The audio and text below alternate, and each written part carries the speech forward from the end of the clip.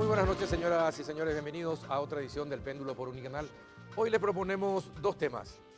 Vamos a hablar acerca del presupuesto general de gastos 2020 y son dos alternativas y dos caminos. Responsabilidad o recesión. No hay otra alternativa para el presupuesto 2020. Para eso, en dos bloques vamos a estar acompañados de don Carlos Fernández Valdovinos, expresidente del BCP, el exministro de Hacienda Santiago Peña y el presidente de la Comisión Bicameral de Presupuesto, don Silvio Ovelar. El último bloque vamos a hablar acerca de este operativo Dignidad, que tuvo una notable aceptación de parte de la ciudadanía porque por fin algo que sabíamos que ocurría y no se podía comprobar se comprobó, que efectivos policiales cubren todos los negocios ilícitos de los narcotraficantes. De eso vamos a hablar con el doctor Hugo Volpe. Después de la pausa ya iniciamos el debate.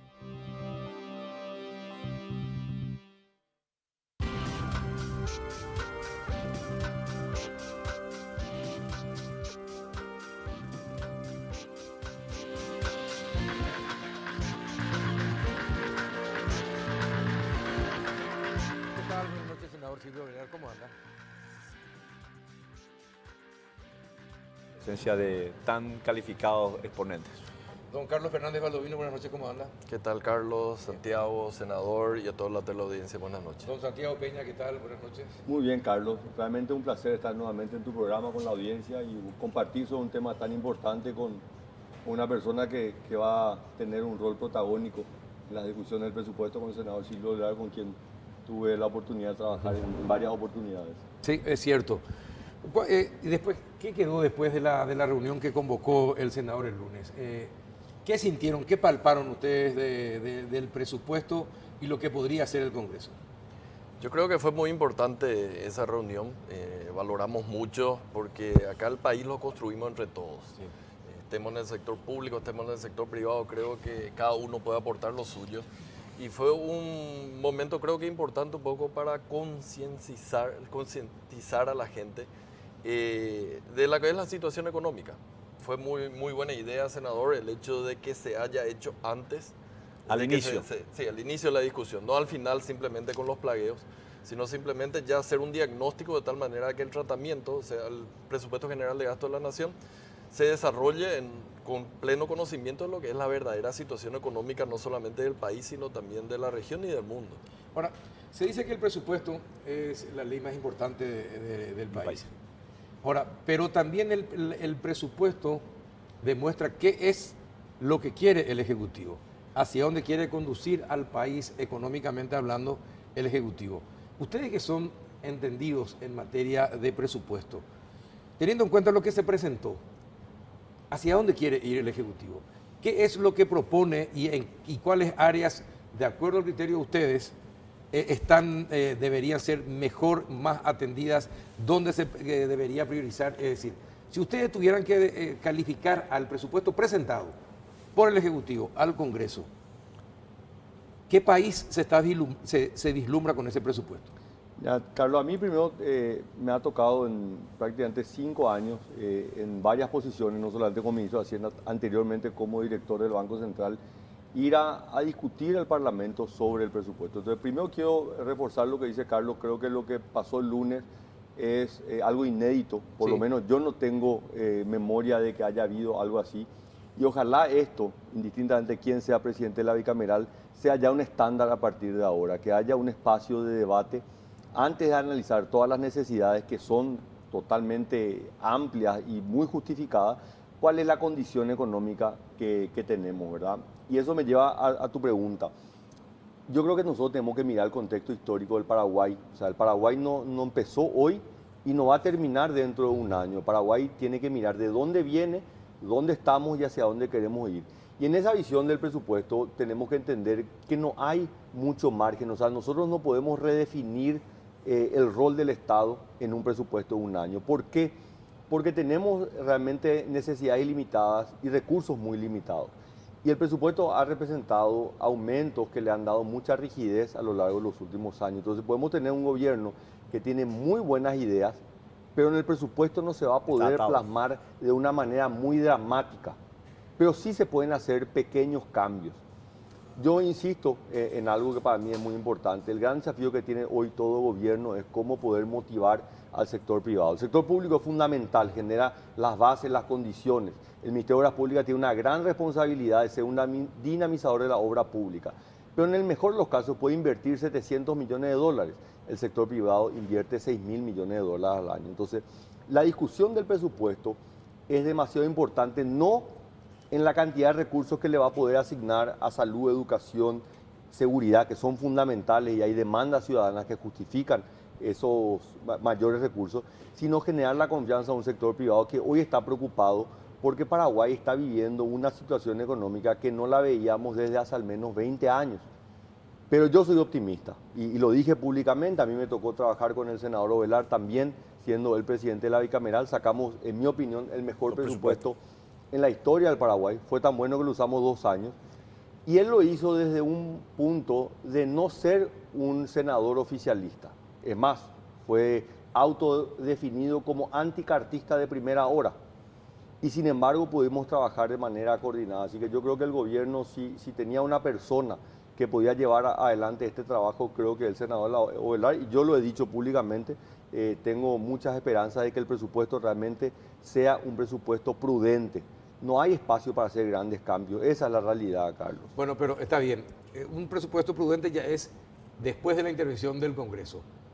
Este presupuesto que envió el Ejecutivo, ¿es prudente? ¿No es prudente? ¿Puede ser desarrollista? ¿No va a ser desarrollista? ¿Cómo es? Yo creo que el presupuesto es una continuación de lo que viene haciendo Paraguay a lo largo de los últimos años. Si vos te das cuenta, el único sector que tiene un incremento más allá de aquellos sectores que tienen un salario mínimo y como se ajustó el salario mínimo, es el sector docente. Y esto forma parte de una política que se viene implementando hace varios años, que es converger el salario mínimo docente hacia un monto establecido, ¿verdad? Y cada año se ha venido ajustando dentro de las posibilidades. Pero entonces, sin contraprestación. Ese- Si los docentes también dieran su contraprestación, mejor preparación, más vocación, entonces uno entendería y aceptaría y acompañaría, aplaudiría ese tipo de Totalmente de acuerdo, pues no solamente en educación, No, también totalmente. en salud, también en seguridad, seguridad, o sea, sí. no solamente asignar más recursos. Pero lo que yo quiero decir nomás es que no hay dentro de la discusión del presupuesto la capacidad de transformar el enfoque que tiene un Estado de un año a otro. Sí lo puede hacer en el mediano plazo, sí lo puede hacer en un periodo de 5 años. Yo creo que del periodo del 2013 al 2018 le pudimos dar un cambio en el enfoque que tenía el presupuesto. Desde 2013 al 2018 la proporción del gasto corriente dentro del gasto total disminuyó. ¿Por qué? Porque aumentó la proporción del gasto en inversión pública, de la inversión que genera crecimiento económico. Entonces, lastimosamente, eso empezó a haber una reversión, principalmente porque este año fue un mal año económico y disminuyó las recaudaciones. Entonces, ¿qué es lo que pasó?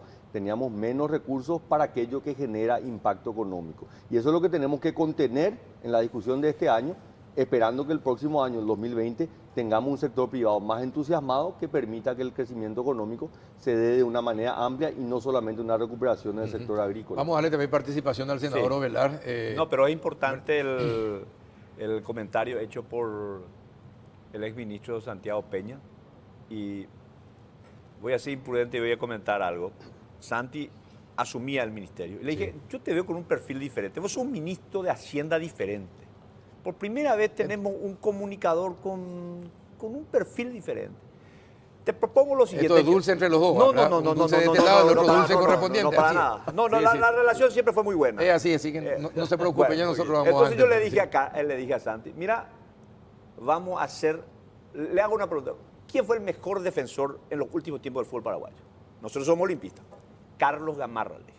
¿Por qué? Porque jugaba al anticipo. Vamos a anticiparnos en elaborar un buen presupuesto y concientizar a los bloques para que no nos salgamos de los límites. Finalmente nos salió bien. ¿Qué es lo que hicimos esta vez? Jugamos nuevamente al anticipo. Por primera vez en la historia del estudio del presupuesto, senadores, congresistas, integrantes de la bicameral se reúnen con gente calificada, con técnicos calificados, para tener la visión. Porque hoy la realidad nos exige más que nunca ser prudentes. Y en ese sentido, ¿quiénes fueron los invitados? Gente muy calificada que ya formaban parte de otros gobiernos. Fijémonos que en los últimos 20 años, si algo hicimos bien en el Paraguay fue el manejo de las finanzas públicas. Y teniendo esta experiencia, nosotros no podemos retrotraernos a lo que yo he vivido siendo gobernador. Yo he sido gobernador con González Maqui cuando teníamos un presupuesto determinado y no podíamos ejecutar más del 50%. Nuestros funcionarios tenían que cobrar 15 o 20 días atrasados. Y si nosotros actuamos con irracionalidad y con insensatez, ¿te parece que por culpa de esa actitud llegáramos a esa instancia nuevamente? Pero está bien, senador, espectacular lo que decís, pero ¿cuál es la experiencia que tenemos en cuanto a la elaboración del presupuesto cuando se lleva al Congreso? Generalmente se infla y generalmente se tiene que trabajar después, posteriormente, con el plan financiero, Claro. no con el presupuesto. Entonces, la experiencia, todo lindo lo que está diciendo, pero la experiencia nos enseña que en el Congreso no entiende cuál es su responsabilidad. Pero justamente para que entendiéramos mucho mejor, antes que una vez aprobado el presupuesto y estos señores después opinen de lo malo, bueno o regular, ya nos anticipamos. Y mis colegas escucharon atentamente. ¿Cuál es la perspectiva que tenemos? ¿Cuál es el horizonte que tenemos? Y voy a parafrasear, no sé si fue César Barreto o fue acá Santiago Peña, pero uno de ellos nos decía, en el 2020, si el presupuesto es bueno, puede que nos vaya bien. Si en el 2020 hacemos un mal presupuesto, seguro que nos va a ir mal. Yo dije, Sí, ¿no? Y hay que dar un voto de confianza. O sea, como mencionó Santiago, realmente nosotros, y nos tocó a mí, me tocó en el Banco Central, facilitó mucho el hecho de que haya salido un muy buen presupuesto cuando el senador estaba a la cabeza de la comisión bicameral. Entonces ahora, y yo le dije a él también ahí en la reunión, entonces ahora yo tengo mi confianza y de hecho es muy innovador esto que se ha hecho. Creo que entrando ya un poco a cómo estamos, entró un poco en la cabeza de todo el mundo de que si las cosas estaban mal el año pasado y nos afectó enormemente este año, el año que viene va a estar peor. El año que viene está peor. Porque o tenés recesión o tenés desaceleración. O tenés recesión en Estados Unidos, muy probable, en Argentina, en Alemania, es decir, en la zona euro, o tenés desaceleración en China, que tiene su menor producción industrial en 12 años. Entonces, la cosa no está como para depender de que afuera nos va a ayudar. Y si hacemos mal las cosas adentro, y vamos a terminar muy mal, pero muy mal. Y con muchos atrasos en la cuestión de los pagos de salario, pagos de pensiones. Entonces, ¿quién va a ser afectado? Va a ser la gente. Y eso le preocupa a todo el mundo, le preocupa a los políticos, nos preocupa a nosotros que queremos un país mejor. Ahora, pero ¿cómo van a soportar las presiones? No, de la universidad, de clínicas, ya hay gente haciendo huelga de hambre. En este momento, ¿cómo van a Carlos, soportar ya esas tenemos presiones? ya tenemos cerca de 100 millones de dólares en pedidos de incremento. De aumentos. Y no podés dar lo que no tenés. Y lamentablemente aquí el malo de la película va a ser el presidente de la bicameral, porque siempre los muchachos buscan un chivo expiatorio. Pero si en un afán proselitista, digamos, quisiéramos hacernos de los simpáticos, le haríamos un enorme daño a la República. No tenemos esos recursos. En todo caso, ver una reingeniería, porque el presupuesto que envía Hacienda no siempre también es perfecto, tiene sus errores. Entonces, en todo caso, en esas urgencias, ver de los gastos superfluos, redireccionar, pero no pasar ese límite de 85 billones que nos presenta Hacienda, porque esa es una proyección optimista de Hacienda. Pensando en que llegaríamos a un crecimiento de un 4%, que la producción agrícola va a mejorar notablemente. Con esa proyección llegaríamos a 85 billones. Imaginémonos, Carlos, que nosotros aprobemos un presupuesto de 90 billones. ¿De dónde sacaríamos los 5 billones más? Y probablemente impuestos. Pero iríamos a lo que anticipé en mi primera intervención. Iríamos al modelo que tuvimos con González Maqui, de atrasos en los pagos, en atraso también en los desembolsos a las empresas que contratan con el Estado. Sí, Santiago había hablado hace poco de una posibilidad de default como ocurrió en la época de González Maqui, pero creo que somos conscientes más que default, que es algo estructural.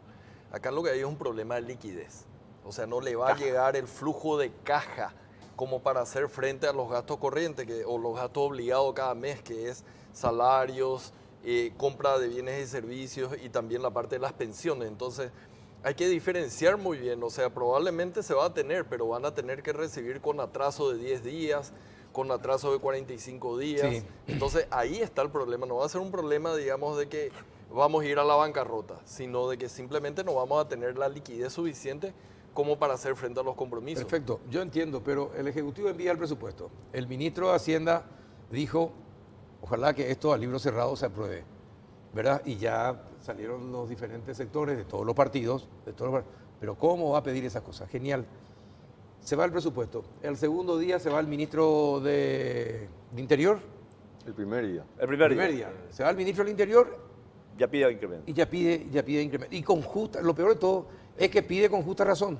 Es que 15 todos días piden- antes es que muere un todo- comisario Es que porque el todos chaleco... tienen argumentos ¿verdad? sólidos Pero- para pedir. Perfecto, Pero es que no puedes dar lo que no tenés. no, a lo que quiero llegar nomás es, la responsabilidad pues implica a todo el gobierno. No podés presentar un presupuesto, pedir que al libro cerrado se apruebe, ¿verdad? Y el primer ministro que vaya pide. Entonces, algo no funciona dentro del Ejecutivo.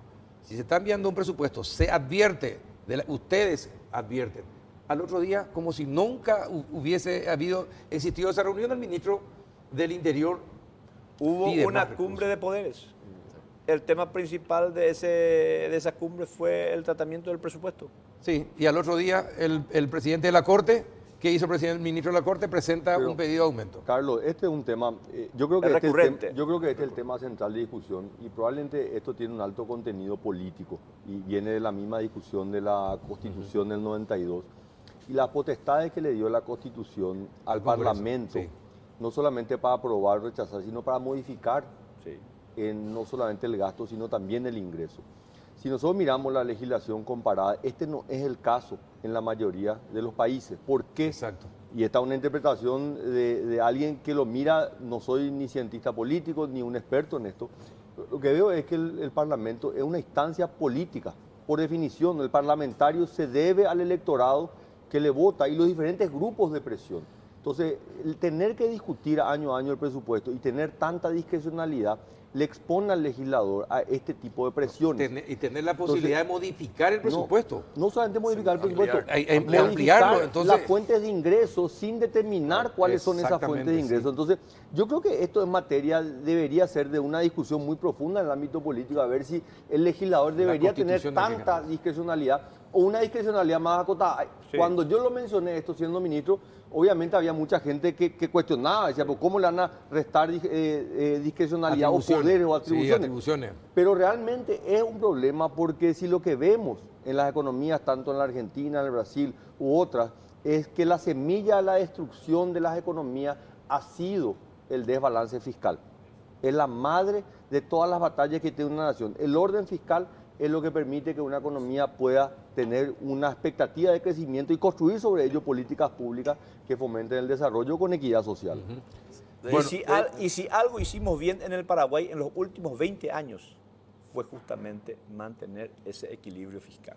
Ahora, pero yo le dejo una pregunta, y al político, mientras saborea el rico café Lavazza. Buenísimo. Entonces. Tiene el rico sabor, ¿no? Sí. Bueno, te dejo esta pregunta.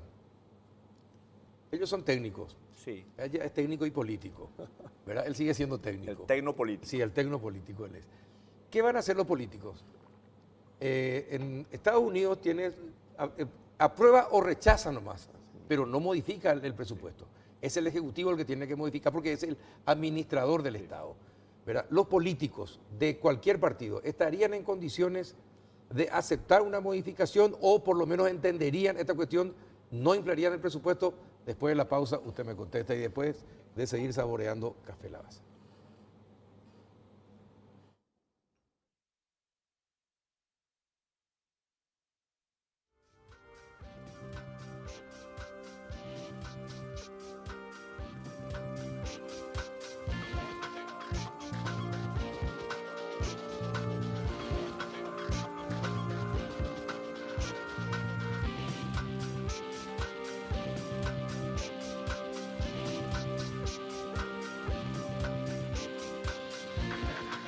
Vení a Bristol en el LG Week porque tenemos las mejores cuotas del país. Aprovecha la semana de precios increíbles. Descuentos de hasta 50% en todos los productos de la marca LG. Escucha estas super ofertas. Celular LG K50. Precio normal 18 cuotas de 147.000 guaraníes. Ahora, precio LG Week 18 cuotas de 99.000 guaraníes. Para más información, llámanos al 519-4000 o escribinos al WhatsApp 0991-670-000.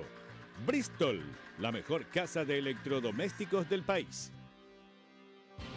Vos cuidás mucho tu auto. Con las naftas aditivadas de Barcos y Rodados, lo cuidás más. Porque te ofrece una nafta para cada tipo de vehículo, con la seguridad y rendimiento de un combustible de calidad superior. Carga naftas aditivadas de Barcos y Rodados.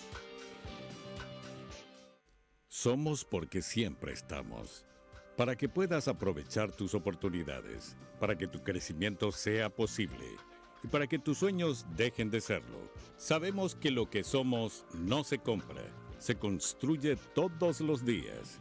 Desde hace más de 60 años, somos todo lo que necesites que seamos. Sudameris, todo un banco.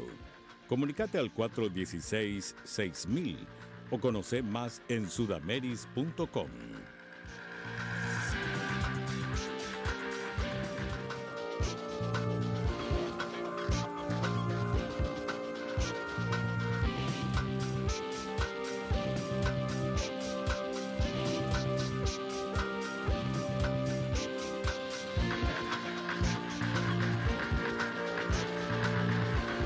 Sinceramente, senador Silvio Velar, cuéntenos, ¿los políticos van a ser responsables o antes de que se estudie el presupuesto usted ya tiene muchos pedidos? Sinceramente. Voy a hacer una retrospectiva. Y voy a usar la primera persona en plural. Hemos sido responsables y también hemos sido irresponsables. Hemos sido responsables en el 2016, por ejemplo. Hemos sido irresponsables en el 2012. Cuando elevamos de una manera irresponsable. Claro, sí. Digo, porque no quiero excluirme. Aunque yo he votado en particular, fui parte de ese Congreso que fue irresponsable al elevar el gasto rígido de una manera absolutamente irracional. Así mismo. Entonces, hoy yo espero que nuestros compañeros, diputados y senadores actúen con sensatez, más aún después de esta última conversación tan constructiva que hemos tenido. Hoy yo, siendo presidente del Congreso, de manera formal y de manera informal, ya tengo pedidos que orillan los 1.000 millones de guaraníes. O sea, ya iríamos de 85 billones a 86 billones. Y voy a dar nomás algunos ejemplos. Tenemos pedidos aparte de la Corte, del Ministerio de la Defensa Pública, de la Universidad Nacional, sí, de las universidades públicas del interior que también solicitan lo mismo, sí, la nivelación salarial, que en el caso del interior es aún más desproporcional. Fíjense, los pedidos son justos, solo que no tenemos hoy los recursos para poder hacer esa nivelación en tiempos de vacas flacas. Esto sí se podría hacer cuando nuestra economía pueda despegar y tengamos la posibilidad de generar mayores ingresos. Dos cuestiones, Carlos.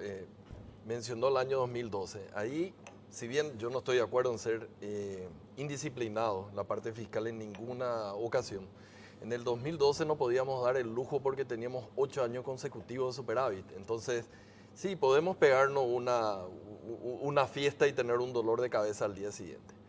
Ahora no hay margen para nada, entonces va a ser absolutamente irresponsable, va a ser mucho peor que en ese año 2002 que no teníamos nada. Y en segundo lugar, como ex administrador de la cosa pública, yo creo que muchos administradores se la toman muy fácil el presupuesto, o sea, repiten lo del año anterior y ven que puede mejorar. No hay mucho trabajo interno en términos de qué puedo mejorar con los mismos recursos. Eso es un vicio que se tienen los administradores. ¿O qué puedo eliminar? ¿Qué puedo eliminar? O si, por ejemplo, necesitas más profesores, y ve entonces si en vez de más profesores podés disminuir alguna otra cuestión, como por ejemplo la parte administrativa. Si no, es muy fácil, siempre le cargamos al Estado con un nivel de impuestos que ni siquiera es de los más elevados que tenemos. Entonces, necesitamos también que los administradores empiecen a cortar la grasa, porque si no es, Doctor, tácitamente reconocemos de que acá todo es perfecto. Doctor, ocurre algo simpático que a mí me suele llamar la atención estando en la Comisión de Hacienda.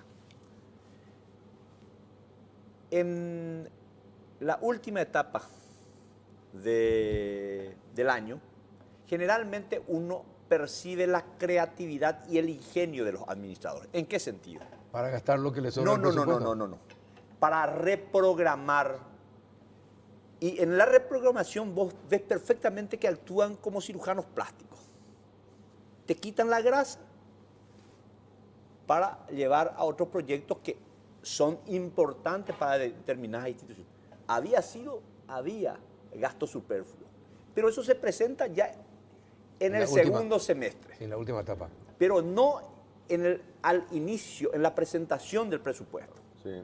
Carlos, yo creo que lo que vos planteás, a ver si hay margen para redireccionar. Sí.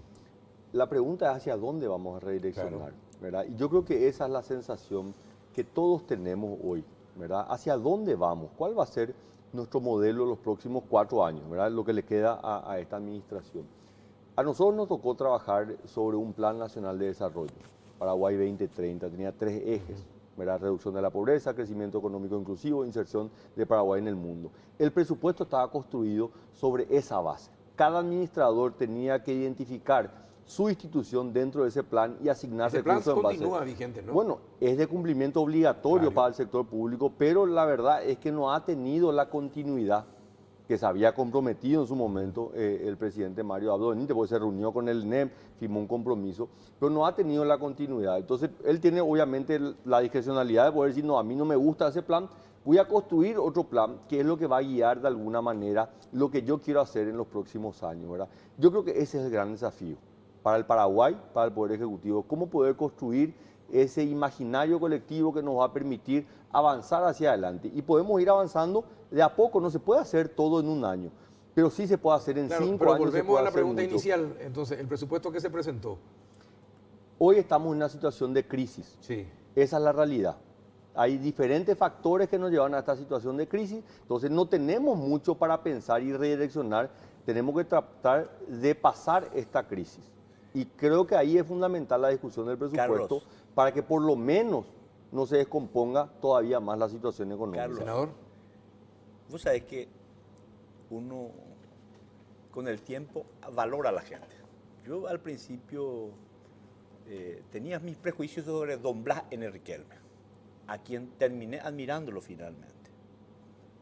Y él usó una frase que quedó dentro del partido, en la política, y es aplicable al presupuesto. Da y ponáis la yarecoa, pero anda yaguerecoy y va y ve. Jalañán bayo y va y veta. Lo que tenemos no es lo ideal, no es lo mejor, pero hacerlo peor, redireccionarlo mal, podría ser catastrófico para el 2020. Pero el tema es que los que deciden eso no entienden. Ya me estás explicando, me explicaste. 1.000 millones ya de pedidos. billón. Un billón. Un billón más. Un billón. Ya, un billón más de aumento. La Ya proyección es te que va a ser solicitaron y- 1.5 billones más. Bueno, entonces la gente no entiende. Entonces el político no entiende. Si le llevaste a las mentes más iluminadas de la economía para que expliquen lo que podría pasar si ese presupuesto se desarma, parece que no entienden. Si al día siguiente nomás ya comenzaron los pedidos, ya habían comenzado antes, pero siguen los pedidos, así que la gente no entiende, senador. Pero tendríamos que entenderlo. ¿Y qué vas a hacer para que entiendan? Y vamos a insistir, vamos a conversar, vamos a repetir las veces que sea necesario cuál es nuestra realidad. Por suerte, varios colegas participaron, entre ellos referentes que muchas veces asumen posiciones especialmente hacia los sectores sociales que tienen mucha inclinación a otorgar recursos a los sectores más vulnerables, que es razonable y que me parece hasta plausible en épocas de vacas gordas. Pero hoy no tenemos esas condiciones. Y con la explicación de los técnicos más calificados que estuvieron el día lunes, que no solamente nos pintaron el panorama de nuestro país, nos pintaron el panorama regional y mundial. Entonces, de una manera tan pedagógica, que quienes no somos profesionales del área financiera, pudimos entenderlo perfectamente bien. Ahora, ustedes, los capos en economía, a ver, los técnicos, estamos hablando de cómo evitar que crezca, pero ¿se puede gastar mejor? ¿Sí? Y se puede recaudar más, es decir, todo esto que publicitamos de que Paraguay es atractivo porque sus impuestos son bajos, es el impuesto más atractivo para la región, que la energía tenemos a cacharratas y nunca fuimos capaces de desarrollar líneas de distribución, por ejemplo, en el país, salvo ahora. Entonces, hay posibilidades de recaudar más, es decir, ese 10% de impuesto que se cobra y que es un eslogan, y después digo, ustedes que son los técnicos, ¿cuánta es la plata que ingresa al país de inversiones extranjeras anualmente que justifican que sigamos manteniendo el impuesto así tan bajo como tenemos y que supuestamente nos hace atractivo para las inversiones? ¿Ustedes tienen esos datos? Ya, son muchas preguntas las que hiciste. Se puede recaudar más y no me voy a referir al tiempo reciente, pero desde la reforma tributaria que se tuvo allá por el año 2003 se recaudó mucho más. Ya estuve acá en tu programa discutiendo, Sí. bueno, ¿nos faltan recursos o los recursos que tenemos los gastamos mal? Yo creo que es lo segundo, o sea, todo lo que se recaudó con la reforma tributaria terminamos tirando en gastos rígidos. Y lo poco que ahorramos después hicimos Vito en el año 2012. Entonces no es un problema de recursos ni del 10% que estamos recaudando ahora como porcentaje del PIB, sino cómo gastamos ese 10%. Y ahí tenemos que trabajar en mejorar. Y cada uno tiene que ser de nuevo ¿En qué consciente. áreas? ¿Dónde gastamos mal? Yo creo que en todas las áreas tenemos exceso de gasto. No me voy a hacer propaganda porque fue durante muchas gestiones. El Banco Central del Paraguay tenía 1.300 funcionarios en un momento. Cuando yo salí teníamos 880, 800, por debajo de 900. Trabajamos con menos gente. Y yo creo que 500 estaban de más. Estaban de más, claro, porque estaban, el banco siguió estaban. funcionando y... Yo no creo que el banco ahora sea peor que lo que era antes, sino yo creo que ha perfeccionado, ha implementado tecnología, tanto en términos de máquinas como también de las personas, y con eso funciona mucho mejor, yo creo. Entonces, si todos hiciéramos un esfuerzo, no simplemente de nuevo de repetir el presupuesto anterior y sumarle un 10% más, yo creo que este país va a terminar gastando bien los recursos que sí tiene. Yo creo que la parte que estamos es gastando muy mal lo que tenemos. Carlos, Vos fuiste ministro de 2000 Hacienda, Santiago Peña. Entonces, ¿dónde gastamos mal y dónde podemos mejorar el gasto? Mira, en todas las áreas se puede mejorar. Creo que hay un espacio enorme en asignación de recursos, pero hay que reconocer y hay que entender que eso requiere un esfuerzo coordinado de toda la administración pública. Y esto se coordina dentro de nuestro sistema que es muy verticalista desde la Presidencia de la República.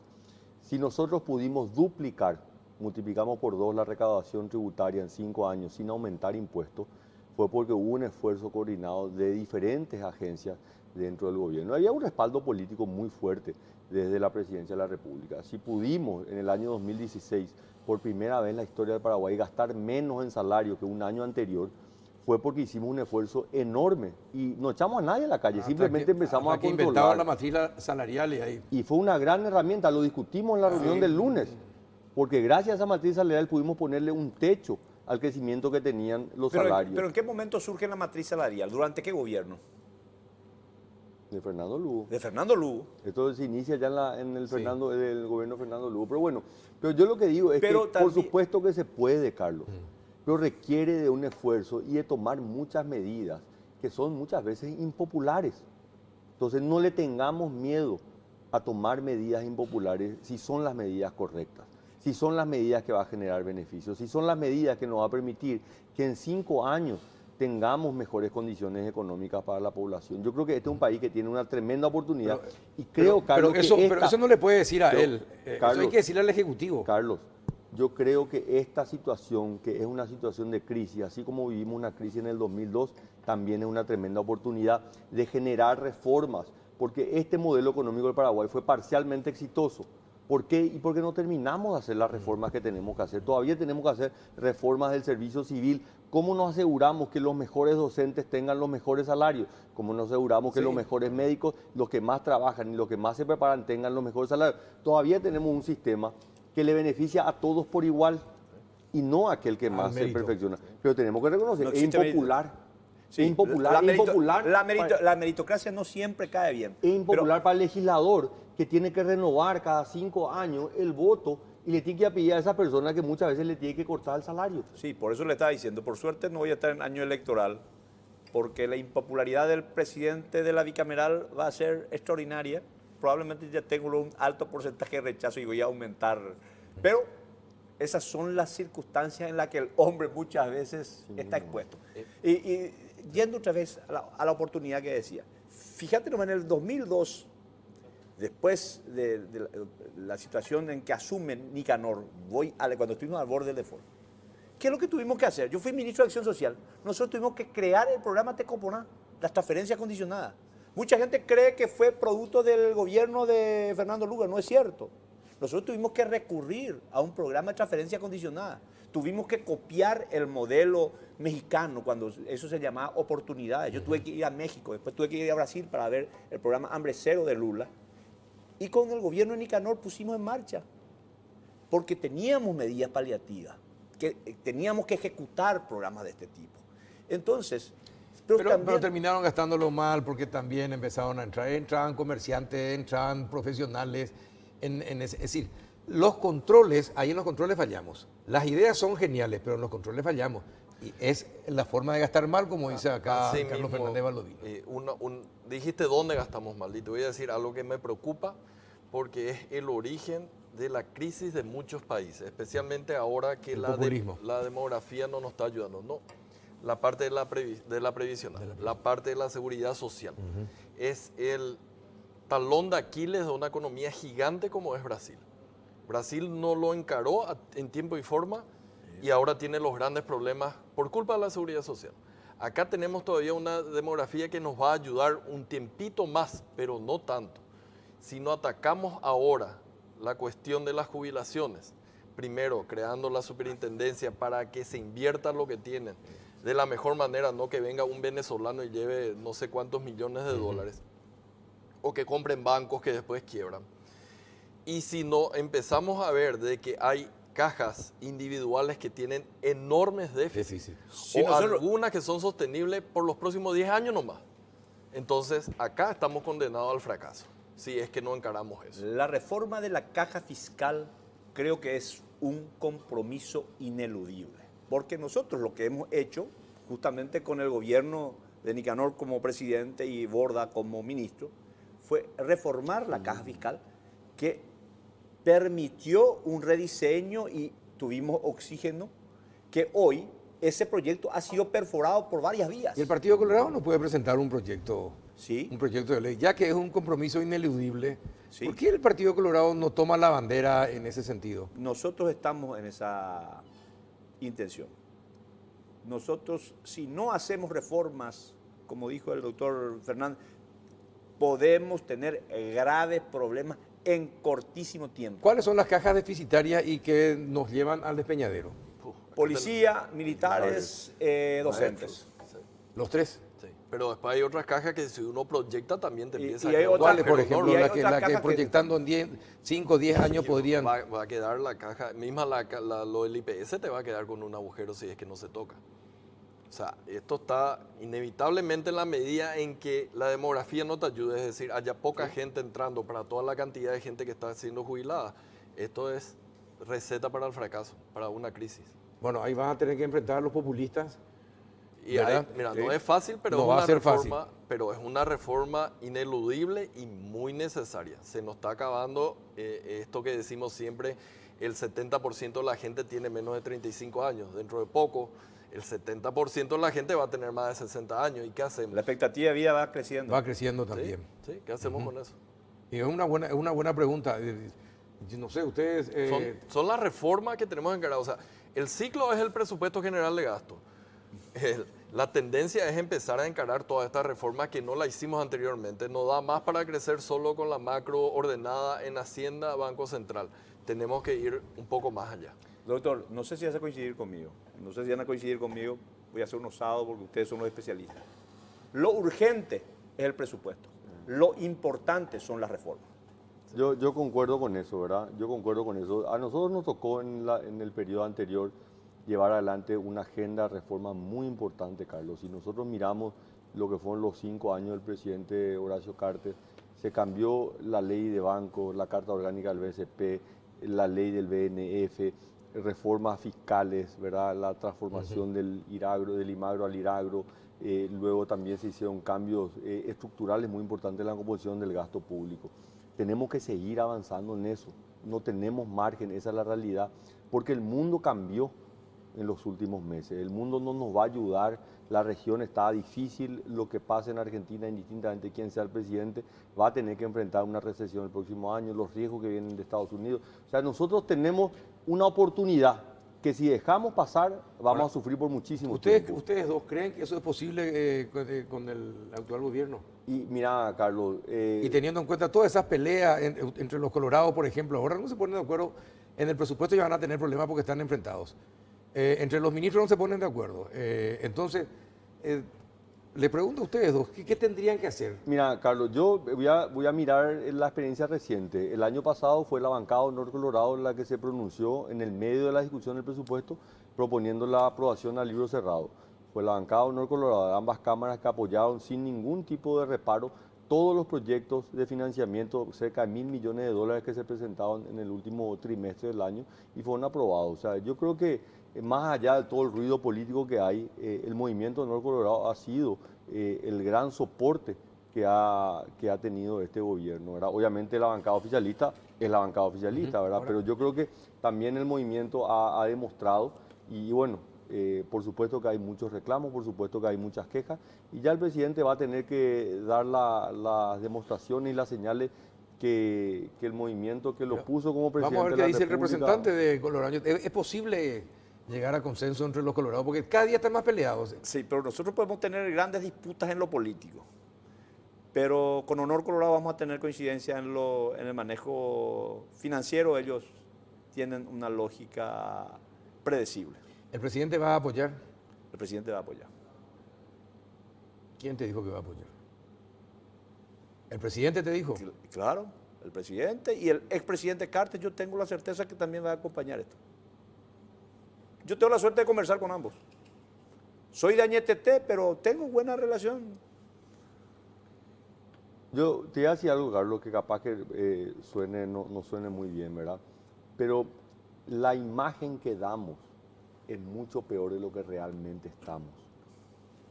Hay un problema enorme de percepción en lo económico y en lo político. Sí, cierto. Nosotros, bueno, en lo económico la percepción de fundamentalmente acá por culpa de la responsabilidad del señor que desde febrero nos alertó de una situación que se venía. Pero entonces que lastimosamente es cierto lo que él dijo. Se hizo realidad todo lo que viene diciendo desde el año pasado, porque entonces fue en el evento. Entonces no hay percepción. Pero la situación económica está mal, pero la percepción que tiene la gente es mucho peor. Yo no digo que estamos bien. Estamos mal en la situación económica, el PIB va a caer después de casi una década. Pero la percepción que tiene hoy el agente privado, el empresario, el emprendedor, es de que estamos en una situación de crisis mucho peor de lo que está una economía como Argentina, por ejemplo. Mucho mejor. Que sí está en una situación realmente lamentable. Entonces nosotros tenemos la gran responsabilidad y el Poder Ejecutivo probablemente es quien más responsabilidad tiene en tratar de estabilizar las expectativas.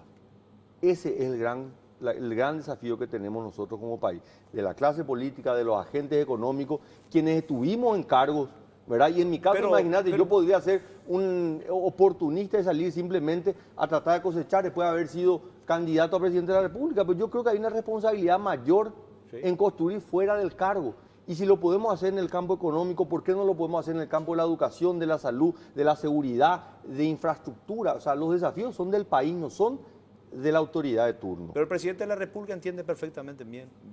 Y valoró, yo le he comentado de esta reunión que hemos tenido el día lunes, y él valoraba el gesto que han tenido ustedes, el presidente Mario Ado Benítez, manifestaba, expresidente del Banco Central, exministro, en esa reunión en donde analizamos a profundidad. Y lo más importante, que no solamente estuvimos referentes de un solo partido, referentes De todos los sectores. Sí, estuvo Payo, estuvo Esperanza, estuvieron otros referentes que quienes Ahora, en el Payo momento hizo del debate... 20 preguntas hizo.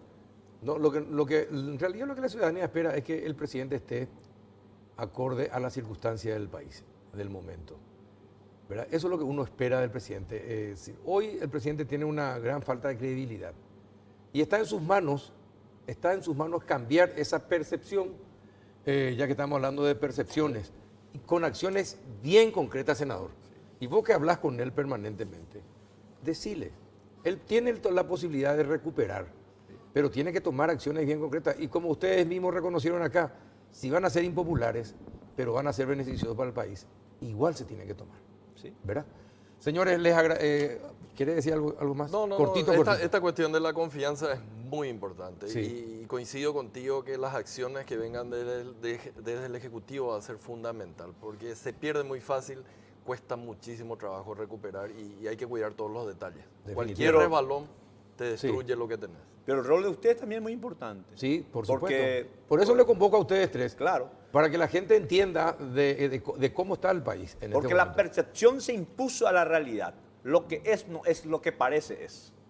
Y empate en manos de ustedes revertir la Pero lo situación. más importante al final del día es que Olimpia ganó 2-0 y Ganó sigue 2-0. en la punta. Sigue en la punta. Bueno, está bien, Buen señores. dato. Muchísimas gracias por haber venido. Gracias, Carlos No, Fernández. muchísimas gracias. Muchas gracias, senador. También a usted. Un gusto grande. Santiago Gracias, Peña, Carlos. muchas Un gracias. placer. Y a la vuelta de la pausa, un operativo que salió redondo, el operativo Dignidad. Va a estar con nosotros el fiscal Hugo Volpe para contarnos cómo fue y qué más tenemos que hacer para depurar también las filas de la seguridad en nuestro país, para que todos tengamos otra percepción en ese tema. A la vuelta de la pausa. En el LG Week porque tenemos las mejores cuotas del país. Aprovecha la semana de precios increíbles. Descuentos de hasta 50% en todos los productos de la marca LG. Escucha estas super ofertas. TV LG Smart de 43 pulgadas Full HD. Precio normal 18 cuotas de 332.000 guaraníes. Ahora precio LG Week 18 cuotas de 199.000 guaraníes. Para más información llama al 519-4000 o escribinos al WhatsApp 0991-670-000. Bristol, la mejor casa de electrodomésticos del país. Somos porque siempre estamos. Para que puedas aprovechar tus oportunidades, para que tu crecimiento sea posible y para que tus sueños dejen de serlo. Sabemos que lo que somos no se compra, se construye todos los días. Desde hace más de 60 años, somos todo lo que necesites que seamos. Sudameris, todo un banco. Comunícate al 416-6000 o conoce más en sudameris.com.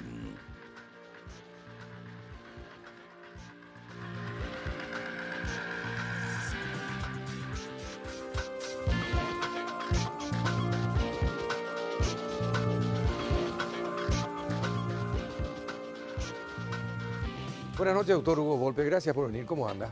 Buenas noches, Carlos. Un saludo especial para la audiencia también. Mucho trabajo en los últimos días, ¿no? Mucho trabajo. Tuvimos 2 semanas intensas con mucho trabajo y estamos siguiendo esa línea, ¿verdad? El operativo Dignidad es un operativo de 1 año y medio de trabajo. Sí, hubo varias fases. Sí.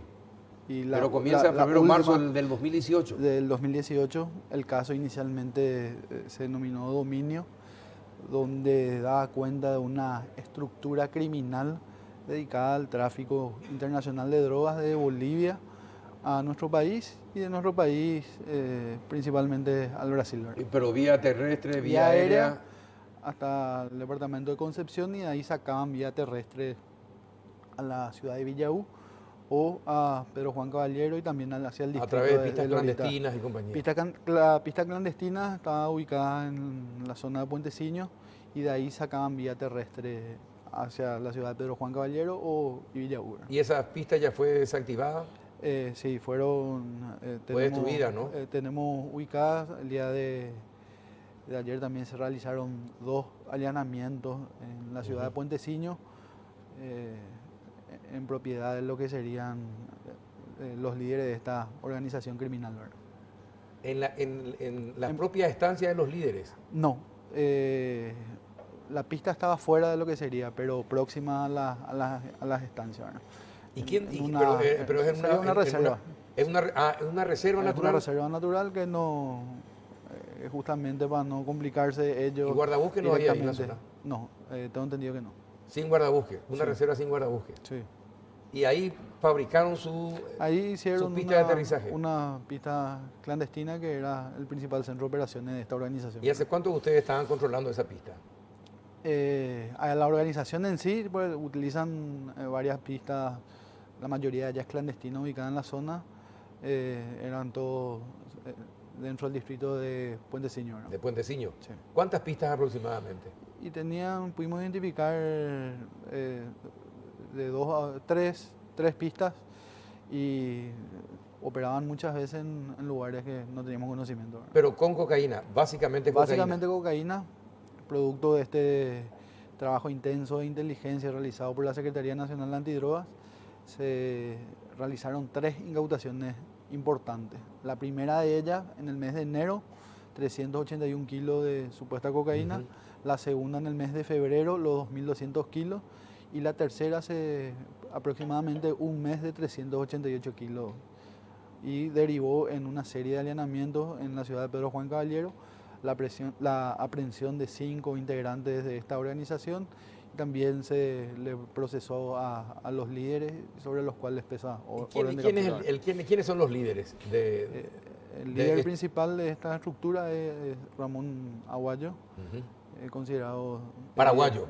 Paraguayo. Uno ya de los que ya tomó la posta en cuanto al tráfico de cocaína en Paraguay. Sí, hace Porque tiempo antes eso se estaba trabajó. en manos de brasileros exclusivamente, o bolivianos. Ahora ya son paraguayos los jefes. También, ¿verdad? También hay paraguayos que se dedican al tráfico y principalmente los mismos, ellos traían de Bolivia para otras organizaciones y de ahí intentar introducir al mercado brasilero. Todos sabemos que para que estas estructuras pervivan, trafiquen, tengan andamiaje, se necesita de la colaboración de autoridades, ya sean políticas, ya sean departamentales, municipales y de seguridad.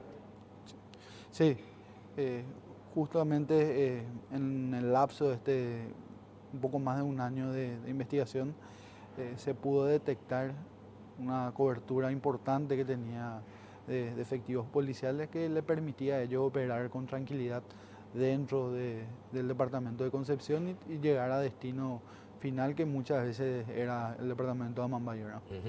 ¿Y dónde? Concepción, Amambay y de ahí al Brasil. Sí, Ese era el trayecto. ese era el trayecto de la zona de Puenteciño. Muchas veces o depositaban por un tiempo que consideraban prudencial los miembros de esta organización en la localidad de Villaú, que fue allanado donde se incautó los 2.200 kilos y en otras ocasiones llevaban directamente a Pedro Juan Caballero o a la zona de Lorito Picada también dentro del distrito de Pedro Juan, ¿no? ¿Y a qué se dedican los capos de esta organización? ¿A qué se dedican? ¿Cuál es la tapadera de ellos? ¿Qué son ganaderos? Agronaganaderos, crían caballos, también entre las actividades que pudimos detectar con los allanamientos realizados y con las investigaciones que seguimos llegando o recabando datos, ¿verdad?, en esta etapa del proceso. ¿Y dónde entran los policías? Los policías entran en el momento de que iban a operar, principalmente lo que estaban apostados en la comisaría de Puenteciño, Ellos ¿Hacían la vista gorda? no solamente eso, la actuaban de campana, ¿Filtraban las informaciones, los filtraban, datos? hacían puestos o colocaban puestos policiales cercanos que puedan detectar cualquier movimiento extraño de otra dependencia policial o de la SENAR que puedan querer realizar algún tipo de procedimiento. Esto no se hace solamente con la policía. Tienen que existir también autoridades locales que hacen la vista gorda o miran para otro lado y que están recibiendo por eso dinero, básicamente dinero, doctor. ¿Están ustedes investigando también a ese tipo de autoridades? Sí, pues por supuesto que sí. En este caso en particular no pudimos detectar Hasta el momento. Ningún tipo de injerencia política, ¿verdad? En ¿Y este judicial? caso, judicial tampoco. En casos anteriores sí se pudo llegar a eso, pero en lo más de un año de investigación no es lo que tuvimos netamente la cobertura policial. Ahora, y en estos policías, estos 9 policías, ¿hay pruebas suficientes que demuestran la participación de ellos en la cobertura de este esquema de narcotráfico? Sí, hay sospechas suficientes, por eso Es decir, en términos sencillos, ¿qué son sospechas suficientes legalmente hablando? tenemos las técnicas especiales de investigación utilizadas en el caso donde en ese sentido hay conversaciones que tienen con integrantes de esta organización, ¿verdad? ¿Y desde cuándo estaban controlando los teléfonos y compañeros celulares? Y a lo largo de la investigación, prácticamente desde el inicio que se pudo confirmar que había estos líderes se dedicaban al tráfico, que se utilizaron esas técnicas, ¿no? ¿Alguna vez estos mismos policías capturaron algún cargamento de droga pequeño como para disimular las acciones que realizaban? No. No, nunca. No, Hasta eso ya perdieron. Nosotros por lo menos no tenemos conocimiento de que hayan intentado realizar algún tipo de procedimiento. ¿Y cuánto pagan los narcos a las autoridades por la protección que les brindan? A los apostados en la comisaría de Puentecillo era ínfimo el monto, rondaba el millón y medio. Sería a casi todos los integrantes de la comisaría, ¿verdad? ¿Cuántos integrantes en la comisaría? No tengo la precisión, Carlos, de cuántos efectivos tenía. De los 9 procesados, la mayoría prestaba servicio, ¿verdad?, en la comisaría de Puentecillo. De Puentecillo. Eran prácticamente la mitad, ¿verdad? Cinco de ellos y 4, era el jefe de la regional de crimen organizado, Pedro Juan Caballero. El jefe de la regional del crimen Otro organizado. prestaba servicio en el departamento antinarcótico de Concepción. Y había también de una comisaría de Pedro Juan Caballero y de la comisaría de Chirihuelo. ¿Cuánto tiempo hace que están esos policías allí? Van rotando, ¿verdad? Prácticamente. Es decir, que van rotando. Cuando usted me dice van rotando, ¿cada cuánto tiempo? Ya es una decisión del comandante, eso. Sí, lo que pasó, lo que estuvieron en Puentecillo, fueron a distintas dependencias dentro del departamento de Concepción. Había uno que estaba ya prestando servicio en la comisaría de Vallemí, otro en San Carlos del Lapa, y había otro que estaba realizando cursos de ascenso en la capital del país. En la capital. Sí. Bueno, no, le preguntaba esto porque si usted me dice si van rotando, quiere decir que hay nuevos integrantes policiales que van Sí. Siendo captados por los narcotraficantes. Sí, prácticamente así, por eso la cantidad de 5 integrantes, luego que prestaron servicio en algún momento en la comisaría de Puentecillo. Ajá. ¿Y hay otros también que están siendo investigados?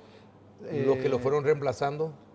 A partir de ahora vamos a poder detectar eso a través de la extracción de datos que podamos realizar en el marco de la investigación de los teléfonos celulares.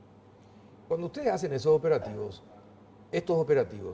se van con gente que no son de la zona, ¿no? Me imagino, Sí. porque si no, le pueden pegar un tiro por la espalda. No, por supuesto, vamos con efectivos para este caso en particular, que ya era para efectuar en el marco del operativo de dignidad, de hacer efectivas las órdenes de captura contra el efectivo policiales, fueron policías de Asunción y también los agentes de la SENAR. Ajá. ¿Opusieron resistencia a los policías? No pusieron resistencia. Se le pudo identificar a los 9 integrantes del cuadro policial, gracias también a la intervención del ministro del Interior y del comandante de la Policía Nacional. Hasta el momento se abstuvieron de declarar ellos, ¿no? Los 9 se estuvieron a prestar declaración, quieren tener acceso A un más abogado. acabado Al expediente. a la carpeta fiscal y posteriormente iban a solicitar nueva audiencia. Ujú. Pero esto de dormir con el enemigo, doctor. Y trabajamos siempre... Porque eso es lo que te tiene que proteger a vos. Si vos te vas al interior, te tiene que proteger a vos. Se tiene que hacer. Vos tenés de la propia gente que se va contigo. Pero de todas formas, ellos tienen que darte cobertura, algunas te tienen que apoyar, te pueden servir de logística, pero en cualquier momento te pueden pegar un tiro. Nosotros trabajamos siempre con gente de máxima confianza, ¿verdad? Este hecho es parte de lo que prácticamente establecen los manuales, ¿verdad? La corrupción es parte del combate a lo que es el crimen organizado y hay en todas las instituciones, como en esta oportunidad le tocó al cuadro policial, también hubieron casos donde integrantes del Ministerio Público fueron detenidos por tener algún tipo de vinculación en casos anteriores, también agentes de la Senat, ¿verdad?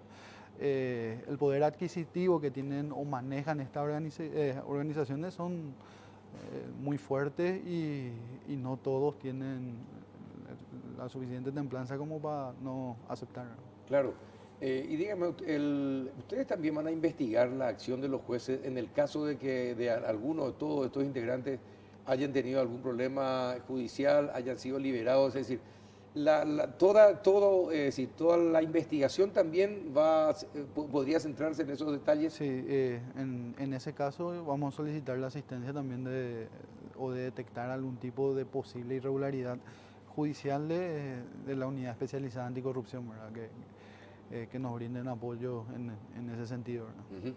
Pero volviendo al tema de la pregunta, ¿cuánta plata gastaron desde hace un año y medio a esta parte los narcos pagando a los policías? ¿Cuánta plata estiman ustedes?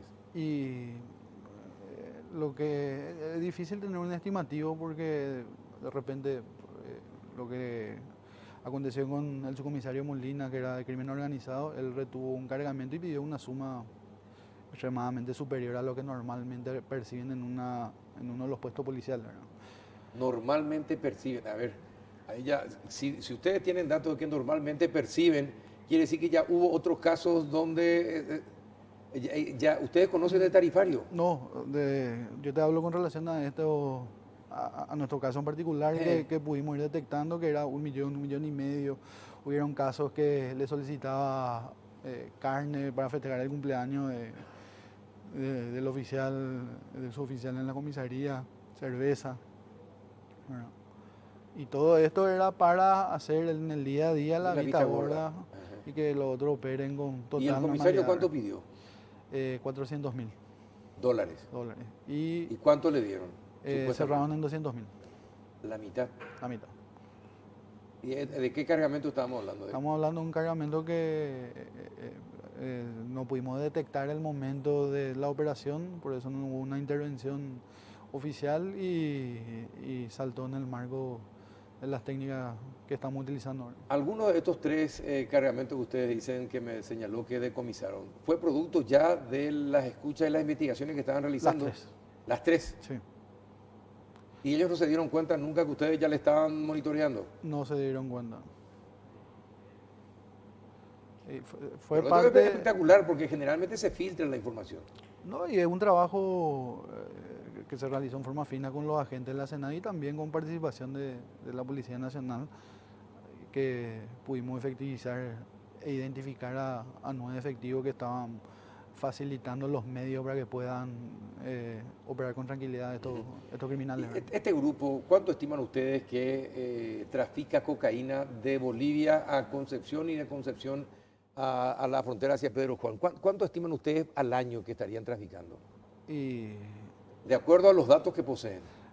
un volumen bastante elevado, ¿verdad, Carlos? Porque ellos a veces operaban 2 veces por semana, después no operaban 15 días, después volvían operar. ¿Verdad? El cálculo exacto no pude realizar. Es ¿verdad? decir, dos vuelos semanales aproximadamente Sí, pero- aterrizaban y después se transportaban en vehículos. En vehículos, y la frecuencia no era muy regular. No era muy regular, ¿verdad?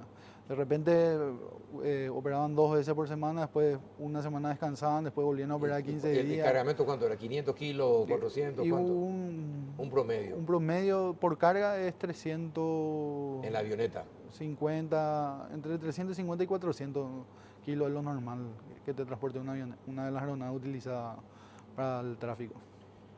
Y bueno, y desde hace un año y medio a esta parte son 18 meses, cayeron 3 cargamentos.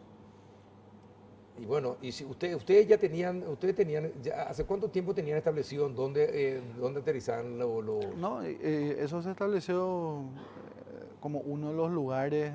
No siempre se pudo detectar el momento del aterrizaje, ¿verdad? La precisión se tuvieron un poco, en pocas veces, ¿verdad? Por eso no hubieron también mayores operativos en ese Doctor, sentido. complica el hecho de no tener radar. Sí, claro, complica. Favorece, es decir, complica favorece a todo el sistema del narcotráfico. Y favorece. Claro que sí, en ese sentido también tenemos contacto con el presidente de la DINAC, que están haciendo todos los esfuerzos como para poder tener los radares y poder tener un ¿Usted sabe control hace cuántos real del años yo tengo espacio? contacto con los presidentes de la DINAC para que tengan radar y con los parlamentarios? Décadas. Y no les interesa. Ni a las Fuerzas Armadas, ni a la policía, ni al Parlamento, ni a la DINAC les interesa tener radares. Y sería de suma importancia para poder tener un control real del espacio aéreo. Sí, no, definitivamente. Ojalá que ustedes le hagan caso, porque a la prensa no le hacen caso. Hace años que venimos denunciando la falta de radares, como esto, es decir, todo esto que hoy estamos sufriendo es consecuencia de todos esos recursos que no se destinan para el control, para tener aviones de combate. Es decir, evidentemente en esto hay políticos metidos, doctor. Porque estas son decisiones políticas que se tienen que tomar. No, de hecho hay antecedentes de parlamentarios que estuvieron involucrados directo e indirectamente. Incluso Magdaleno Silva fue parlamentario y fue Sí, Magdaleno abatido en un hecho de sicariato, ¿verdad? Ujú, sí, efectivamente. ¿Y ustedes creen que él estaba metido en el...? Sí, hay indicios de que podría haber estado Ajá. en eso, ¿no? En el tema de Cucho usted no lleva la investigación, ¿no? No. No lleva. ¿Cuáles son los temas que usted está llevando en materia de narcotráfico? Narcotráfico, el caso Fly, ¿Cuál es ese? A ver si nos recuerda. donde estuvo, se incautó en la zona del departamento de Itapúa 400 kilos de cocaína. De cocaína, sí. También el último en el Bajo Chaco, que también fue casi 400 kilos.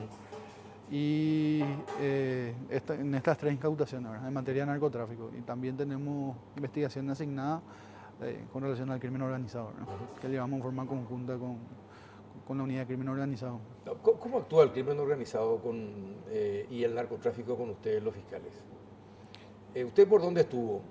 Para que la gente sepa que el trabajo fiscal y en esta área no es nada fácil. No, por y supuesto. los riesgos que tienen los fiscales. A ver, ¿por dónde estuvo usted y qué pasó? A mí me designaron fiscal en el mes de mayo del año 2016 y me asignan primeramente a cumplir funciones en la unidad especializada en la lucha contra el narcotráfico del departamento de Amambay, ¿verdad? Y con asiento en la ciudad de Pedro Juan Caballero. Estuve un año y a raíz de los trabajos que veníamos realizando tuve una amenaza en ese momento que fue pública y ¿A través de una radio? a través de una radio. ¿Qué dijeron? ¿Qué Habían llamado a un programa radial a avisar que tenía ya tenían la bala del .50 que iba a apuntar a mi cabeza.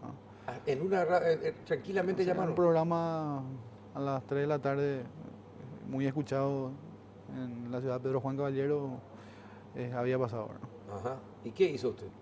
No, de hecho el Ministerio del Interior en esa oportunidad tomó todas las medidas, me reforzaron la seguridad.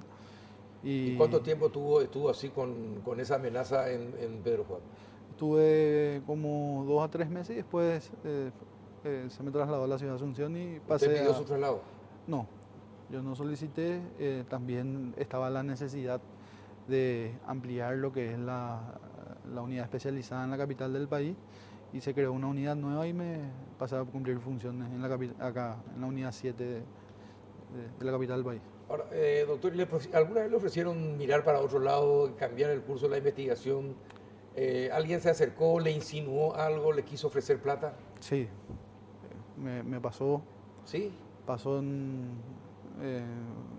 un procedimiento y rechacé. ¿Y cómo se le salió? ¿No ordenó su detención? No, estaba ya detenido. Ah, ya estaba Y detenido. Un posterior- detenido, Sí, y posteriormente fue expulsado, un brasilero. un brasileño. ¿Y qué le dijo? Y le detuvimos, eran 4 personas. Me dijo que era el que estaba a cargo y que tenía que darle una solución a su equipo. Y primeramente me ofreció $200.000 hasta llegar al millón y le cerré todo tipo de posibilidades, por supuesto, ¿no? Y fue trasladado a la ciudad de Asunción y después de como 10 a 15 días fue expulsado. Así, pero en persona él le dijo eso. Sí, en persona. ¿En dónde? ¿En la comisaría? No, en el lugar del allanamiento. En el mismo lugar de allanamiento. Ahí ya Sí, que si yo- regateó con usted hasta que si- llegar a $1 millón. Si yo aceptaba, él iba a hacer una llamada y en 15 minutos iba a tener ahí la plata. ¿Qué poder tiene esta gente, no? No, y tiene un poder adquisitivo fuerte y por eso tenemos que fortalecer las instituciones para combatir no solo al crimen organizado, sino también a lo que es la corrupción, ¿verdad? No, definitivamente. Definitivamente. Y manejan tanta plata que son capaces de comprar a Dios y al diablo. Sí, así mismo. Por eso me gusta destacar este trabajo en particular del operativo Dignidad, porque fue un trabajo interinstitucional entre la Senat, la Policía Nacional, el Ministerio del Interior, y que logró poder hacer efectiva la orden de detención contra 9 efectivos policiales que estaban involucrados en hechos de corrupción, ¿verdad? Claro, hay que destacar que no todos los policías tampoco son... No, por supuesto, corruptos, ¿no? nosotros trabajamos día a día con ellos, tenemos excelentes oficiales de policía, el comandante un claro ejemplo de ello, el comisario Resquín, también los oficiales de crimen organizado y la parte técnica de la policía con la que siempre trabajamos es de primer nivel, ¿verdad? Pero como en todos lados también siempre hay manzanas podridas. Claro que sí, y no por eso tenemos que Claro, contaminar institución, claro, toda la institución. Toda la institución, ¿verdad? Tuvimos también casos en el Ministerio Público, en la Senat, pero la persona con la que trabajamos y combatimos tenemos plena confianza de ellos, ¿verdad? Ujú. Te felicito, doctor. Muchas gracias, Carlos. No, en serio, públicamente. Generalmente no le felicito a nadie de los entrevistados, pero teniendo en cuenta el trabajo que realizaron, hay que tener coraje. Y para rechazar ese $1 millón en este país, no son muchos los que lo hacen. Así que te felicito. Ojalá que sea el ejemplo para muchos otros fiscales jóvenes que están comenzando. Y para aquellos viejos también que tengan en cuenta. Te felicito. Y ojalá que sigan con los logros y los éxitos. Me están diciendo que no le felicite mucho si cerramos exactamente a las 23, me dicen. No, ya hasta acá nos vamos a felicitarle. Pero al grupo, buen trabajo, doctor. Buen trabajo. Gracias, Carlos. Y el trabajo en equipo es esencial para esta lucha y tenemos el apoyo necesario de la Fiscal General del Estado, de nuestros superiores y también de tanto del Ministro del Interior como del Ministro de la Senat para poder cumplir nuestras labores de la mejor forma. Muy bien. El doctor Hugo Volpe, fiscal, hablándonos sobre este operativo Dignidad. Realmente digno del trabajo. Buen nombre al operativo realmente. Gracias, doctor, por venir y contarnos esta historia que muy pocos conocen acerca de tu labor como fiscal antidrogas. Cuando guste, Carlos. Muchas gracias. Y a ustedes también, otra jornada más de miércoles compartida con ustedes. Hasta la próxima.